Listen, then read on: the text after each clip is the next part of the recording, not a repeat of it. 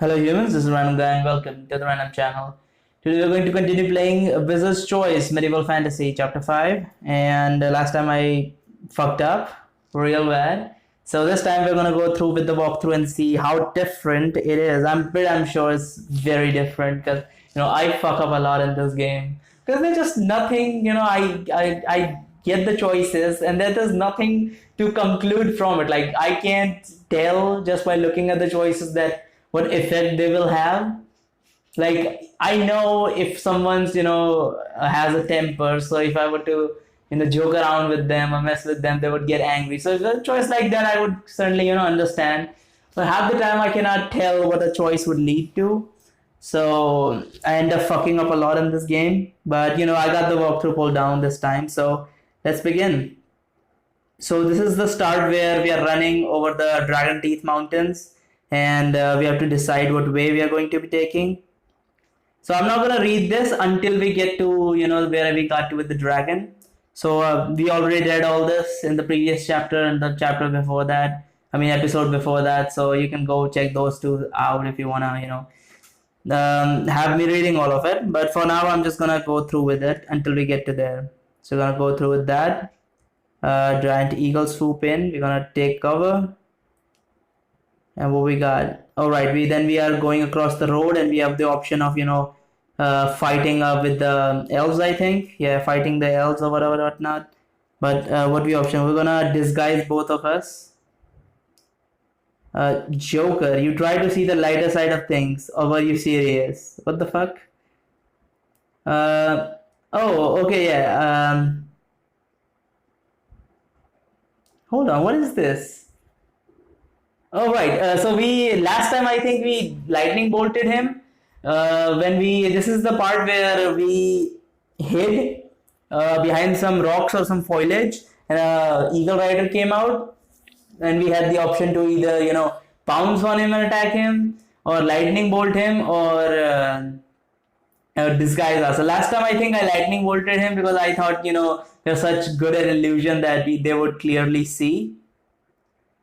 Let's see. Dear sir, I am but an old man with his even older wife. You say using your well-practiced Reginald's grandfather voice. Meanwhile, you wave your hand and cast an illusion on both you and Narissa. This illusion is not difficult since most of your bodies are covered with your cloaks. However, you direct extra energy in hiding your exposed faces and hands wrinkly and convincing.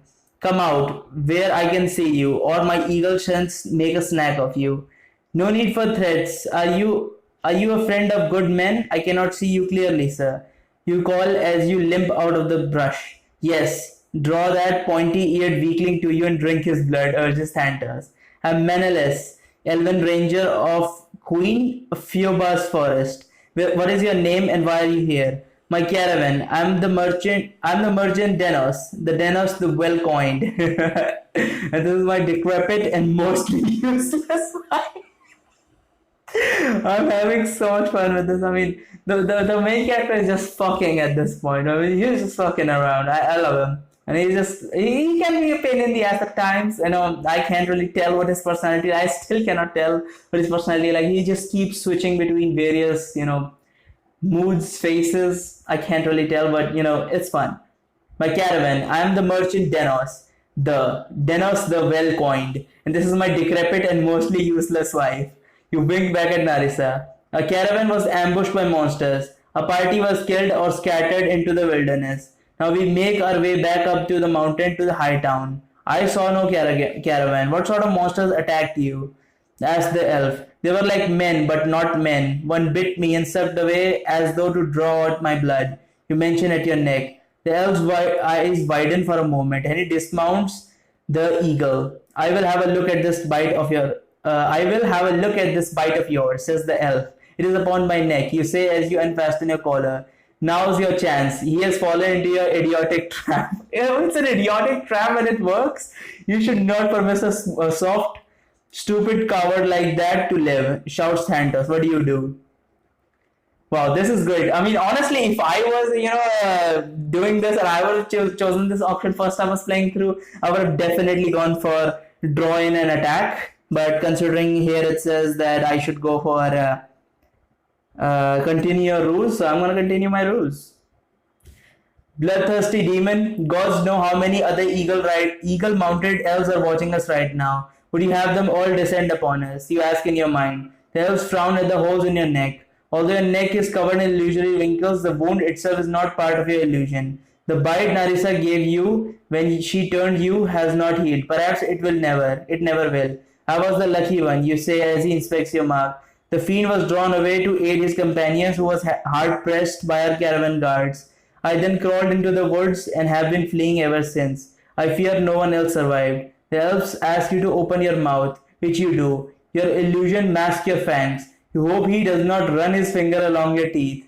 After doing a similar inspection of Narissa, the elf walks back to his eagle, pulls something out of his saddlebag, throws it to you. Your quick reflexes allow you to easily catch it, but you purposely let it slip through your fingers. You pull up the cowl of your cloak as though to protect you from the chill, and lean down to pick it up from the mud. It is nut and berry filled loaf of bread. Although it gives you no sustenance, you make a show of ripping into the bread ravenously. No doubt you will be vomiting this up later.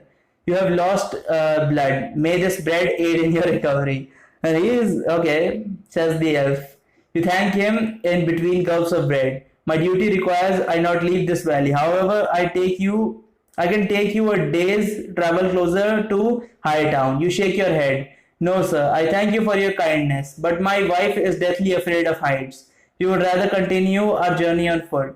Your bread is rich, and I will have enough to carry, and it will have enough to carry us through to Hightown. The elf returns to his eagle, climbs up into the saddle. When you return home, tell your people that you stared into the eyes of a vampire. Few living men can say that. You nod. I will send a word of your attack and will watch you on your journey as far as I can. I'm sure I need not tell you that your path takes you near the lands of Svelak the dragon. Do not stray into his forest, for I will not rescue you there, says the elf. The eagle flaps away, and before you know it, the eagle and the rider perched on an outcropping far above. You spot another elf emerge. I remember last time I bolted him, like three other elf riders came down or something. Yeah, that was not a good decision. Okay, I can see this one at least. That was not a good decision on my part to attack him, because I should have considered the option of others being around. But whatever. The eagles flap away before you know it. The eagle and the rider perched on an outcropping far above.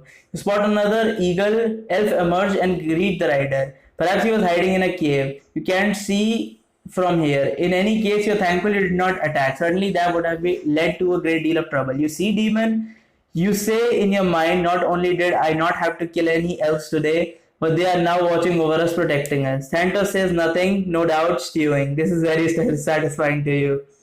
Okay. The two of you, I think I will have to read all this because I don't remember. Let me just see real quick. Two of you continue.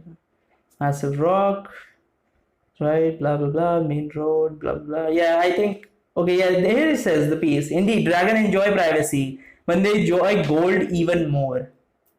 So they enjoy gold. I offered him gold. Why didn't he accept it? What the fuck? He didn't accept gold, but he likes gold. That makes no fucking sense.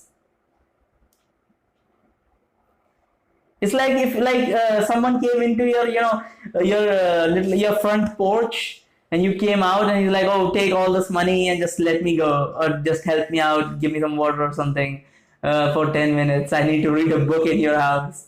I mean, fucking hell, if they're giving that much money and I am so fucking powerful that no one can fucking hurt me anyway. So why not? I mean, I don't see the problem. I mean, if I need the money, that is. I mean, if I don't need the money, that's a different story then. Even then, I wouldn't just kill them, I just like, fuck off. Okay, let's see what we next. Swim in the river. Okay, so we swim the river. Last time I swim the river as well. And last time I stripped as well, which gives us morale. But she doesn't take her clothes off.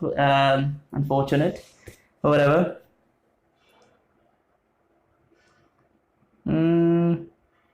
Okay. Yeah, what the fuck? As you nearly immune to the chill of water, nevertheless, going through rough. Oh yeah, we get hit with stones and whatnot.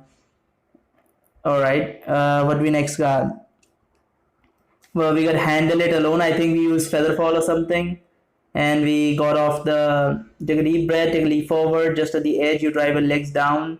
Yeah, we jump off, and then we use featherfall to falling down the when we are falling down the fucking waterfall instead of grabbing onto Nari. So last time I did this as well, I think.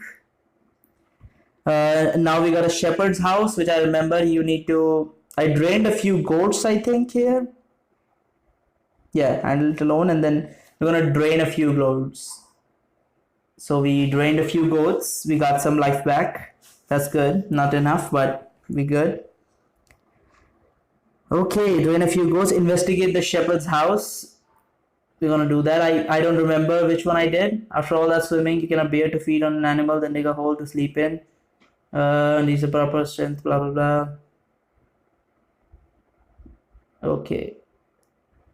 You wish to challenge a dragon even as you waffle about draining few low shepherds. Foolishness. I'm sorry, query. In any case, you're clear. Certainly, you can convince them. Says Narissa. What is this? More than gold, it will require costly illusion. They're hard people and they will inspect us carefully. Remember, we're not human. Disguising or not, they will see high-paying boarders that sleep during the day odd. Even if we are fortunate enough to leave this place the next night without being staked in our sleep, would they not recount the tale of two strangers in town? Don't forget that we are pursued. I cannot forget. I'm so weary. In any case, you are clever. Certainly, you can convince them, Narissa. So in this case, last time I dug a den. Yeah, I remember now. I dug a den and then we just like made a little hole, and then we got under the hole or something. I don't remember exactly, but we covered ourselves with mud or something, and then we slept. I mean, it was fine. I mean, nothing really happened, I think, but we didn't recover as much mana and life as we would have liked. I think that was the case. So we're gonna investigate the shepherd's house. Is done. We're gonna attack them apparently. So morale decreases 5, but life increases 12. You suggest we lie helpless in a stranger's house, you ask. They are but shepherds. Our coin will make their lives easier, says Narissa. And I'm hungry. Enough, I shall dine on shepherd blood tonight, you whisper. And with that, you bound off to the farmhouse. As it turns out, they have a dog outside the door. It manages to bark before you kill it. You have found that it is a myth that you need permission to enter another's home. So burst through the front door, old man kneeling beside a fire does not even finish turning his head to see the source of the crash before he knock him out with one punch. Find his wife still in bed, leap upon her, so Narissa joins you as you feed. Evidently, she is not the bastion of self-control she would have you believe. You take your fill quickly on account of the coming sunrise. When you are done, you spend the time necessary to clean up the mess. You plan to simply draw the curtains, sleep under the bed, but there is a root cellar in back which will make better sleeping accommodations. Drag the bodies into the cellar with you. Thankfully, there's a bolt on the inside of the cellar's door, which you slide across. Perhaps the shepherd's planning to use the cellar as a last refuge when under attack. With this done, you sink in the cold floor in weariness. The sun must have risen. The soul spent the day in the pit. You're no longer given a door to exit the pit for the stairway. Evidently, Narul has given up on capturing you that way, and so you're left with the taunts and the screams of the demon with nowhere to shut them out. When you awake, the cellar's doors are open to the dark sky above. Narissa is sitting on the stoop, her wings flexing back and forth slowly. You take a seat beside her. When she turns to you, her cheeks are stained red with blood tears. Gods, once I was a priestess of Aletheia, she says. You love your goddess still, you say. And she loved me once, indeed, bestowed to me her divine power so that I might work her will. No longer, although I love her, she knows my heart, a murderous villain. We have been cursed. It was not our choice. Now we endeavor to end it. If a few must die to send two demons back to the abyss, then good is served. Aletheia will welcome you back. Perhaps we should instead sit here side by side until we see the sun once more.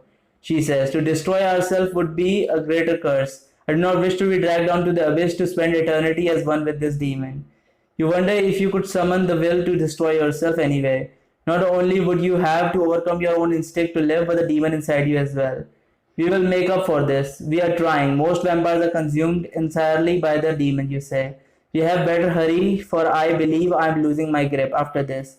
She mentions She motions down into the cellar at the corpse below. I wonder if we are already lost. As it turns out, you decide not to kill yourself this night. Instead, you take the time to dig a deep grave for the couple, a feat that your vampiric strength makes relatively easy despite the rocky mountain soil. Okay. With no life for increase. Holy shit, I got 48 life. Damn. At this point, I had like, what, 15 health? With no shepherd around, you decide to gorge yourself on the goats for breakfast. As you scan the air and anxiously for eagles, you drain the animals one by one until you cannot drink anymore. They're not very nourishing, but better than nothing. When you leave, the two of you are in somber mood and haven't the energy for any creative travel. Rather, you take the road because it is simple to follow, allow you to make good time. If any eagle riders investigate, you hope your illusions will fool them. Time passes quickly. There are sparse travelers the time of night. A few Highlanders with their goat herds, one small caravan of merchants. Your keen senses alert you these road travelers before they see you. And you and Nisa take cover in the brush beside the road to wait patiently for them to pass by. You notice how the Highlanders glance up into the sky from time to time. You wonder if this is because they fear the eagles or more likely the dragon. You cannot help but think they smell delicious. As dawn approaches, you see the town walls in distance, high down. You smell all the people from here. You had planned on digging a den in the dirt to slumber in for the incoming day. However, neither of you can bear the thought now that you have prospect of an inn. You could even use a snack, even if that only means buying or stealing an animal. As is typical, the town is... Yeah, I already read all this, as I remember. We are going to a town and we're going to stay there until we have to leave. I remember this part as well. Last time I did this, I think we messed up here and there, and then we had to run out a window where we got shot by some arrows or something, and then we had to fly out and we got lightning bolted as we were exiting. I don't quite remember, but it wasn't the best, but it was okay, I guess. It was okay. Okay, so we're gonna fly in. Last time also I think I did fly in. Attack, fly in. Alright, let's fly in. Here we're gonna fly in, okay. Then we got flight over the walls. So we're gonna fly over the walls. From behind a boulder, you watch the walls. Yeah, I remember this. I think I did just go for the walls last time. Then we have to do exactly that. Just go for the walls. And then we did this and we got through. Morale increased. As expected, there is an inn only a stone throw from the gate. This seems like the best place to rest for the coming day. Perhaps get a snack. Yeah, I remember. I did the use your cloaks to conceal, but I think they got alerted because we were, suspicious and something. So we're gonna do illusion disguises. Yeah, this is the thing that actually happened last time. They actually warned the innkeeper about two suspicious people, but this time we're gonna do illusions. The inn guard already knows about us coming. I mean, vampires coming. Find a private place for you to work my magic, you say. For me to work my magic, she gives you a side wheel. Oh, that's good. Ah, yes, it would wise for our pursuers to warn the town guards, innkeeper, and all others who are in business of talking to strangers. Narissa whispers back. Come, we will find a private place for me to work my magic. Oh, that's funny. He is always the fucking... she gives you a side wheel, an illusion, I mean, you say with a fang grin. You lead her to an alleyway and prepare your spell. What shall we be? You whisper. I rather like the old couple routine that we do. You have some practice at that, and adding a few wrinkles to our faces hand is a simple illusion. Yes, however, these are harsh lands, and now the inn sees many elderly travelers. Perhaps a pair of greedy merchants would be more accustomed. Let's do old couple. Yeah, it says old couple. Let's do old couple. Mana increases 4, morale increases 2. Stay for a day, a night. Bah, we are so tired. Perhaps we shall stay for a lifetime. You bellow to the young man who greets you as you enter the inn. Your illusion has rendered you, Narissa, heavily wrinkled with loose skin hanging from your face and your hair the color of snow. How long, sir? The innkeeper asked, somewhat befuddled. This long, yeah, and in 3 silver pieces. The eyebrows raised slightly. Ah, yes. Well, that is 8 days in our warm hall, he says, motioning the large room you are standing in. The narrow beds lined up along the wall, many of them filled with Sleeping people? There are a few curled up on the floor around the hearth, covered with animal skin or rough spun fabric. Yeah, we did all this. We are okay. Numerous snores provide tuneless background music for the room. Yeah, this is not this is new because I last time I either did the greedy merchant or I used the cloak. I don't remember. We are old. You would have us sleep next to your flea invested dog. Boy, we want a room of our own. You rasp at the youth. Oh well, we have one room, our last, but it is 3 silver for a day, he says. We shall take it then, Narissa says. It is not so well disguised voice. Stupid woman, silence, you croak. Turning to the innkeeper, you say, give me back one of those silver. We will take it for the next day and the next night. And we will not be disturbed, you proclaim. It is our last room, sir. I am so old I haven't had time. I haven't time left in my life to argue with children. For 3 silver then, or I shall have a bed drawn up. You will send up someone, a comely young lass, to rest my saggy, tired eyes upon. Oh, that's good. The innkeeper agrees, nods at a young woman half asleep in the corner. Seeing you, she looks over to the innkeeper, gives him a brief, hard look. Now the tenants on the floor, evidently awoken by a yelling, look up at the bleary eyes at Narissa's giant backpack. Must your woman carry so much? He asks. She is of strong stock. You would do well to mind your own business. You snap back at him. The innkeeper shakes his head as he fetches the key to your room. And Narissa, take your time going up the stairs to make a show of your decrepit state. Okay, so we go up the stairs slowly to show that we are old. You do not even make it to your room before your illusion flickers out. Time that one well. You think to yourself, alone in the room at last. You laugh. I rather like you as my old woman. You say as you inspect the closed shutters of the window. Okay, alone in the room at last, you laugh. I rather like you as my old woman. That sounds like a confession, by the way. You say as you inspect the closed shutters of the window and consider how to hang your cloak over the opening to provide an additional barrier to the coming sunlight. Was it necessary to make such a spectacle of us? Narissa says, severely, although she is smiling, fangs flashing. The word vampire was furthest from their mind, I assure you. You say that they're sending. Okay, hold on. Sure, you say that. And they're sending us up a treat. The girl to draw our bath, your magic trick has ended. What shall she say when she sees the two of us now? Asked Arya. I approve. She is a lovely young thing. Certainly her soul can sustain us through the coming days, says Santos. I can charm her, you say, Narissa. A charm and a snack, nothing more. Ah yes, your charms fog the memory. Even still, she may remember something of her ordeal, reported as we helplessly slumber, says Narissa, although there's a greedy glint in her eyes. Not a snack. Gorge upon her, drain her, throw her in the alley for the rats town mongrels to dispose of. Just Santos. There's a knock on the door. Do not open the door. Send her away. We change our minds about the bath. Narissa whispers, who is it? You rasp through the door. Your bath, sir, comes a resigned woman's voice. She's sighing because she doesn't really want to do this. What do you do? So let's see, what do we do? Old couple and send her away apparently. Man. Old couple, send her away. Let's send her away then. Go away, we change our minds. He yelled irritably through a door. The sigh and then you hear the footsteps receding away. Soon the glow of the sun faintly outlines the heavy cloak covering the window. You can do little more than collapse onto the floor and roll under the bed to join Narissa. Damn, we got 50 life. I feel like I go up against a dragon, but I'm sure I can't even go up against the fucking eagle riding sons of bitches. Let's do it. When night falls, you awaken, spiritually drained from your ordeal in the pit. You crawl out from underneath the bed. Narissa is standing near the window, flexing her wings and gazing out. We should make haste from here, she says without turning. The dragon is far and we are not safe playing games in this town. Okay, we should make haste from here. Okay, yeah. I would rather not waste my power on illusions for the inner hall. I think it's best we exit by the way of the window. Why not just walk out quickly with our cloaks drawn up? Though, whose business is it? Besides, we are on the second story, and look, guards in the front gate are visible from this window. I points to the guard tower and a medal in the town wall. Do you suggest we fly about in the middle of town? No, we jump.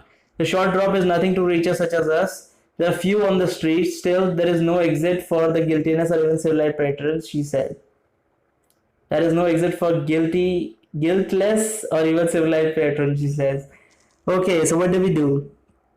Send her away. Leave with cloaks apparently. So I'm gonna leave. Last time I left from the window, but this time we're gonna leave with cloaks. Okay. With your hoods up, both head down, you both friskily leave the inn. As far as you can tell, no one pays you any mind. The two of you peer down the main street down to the gate.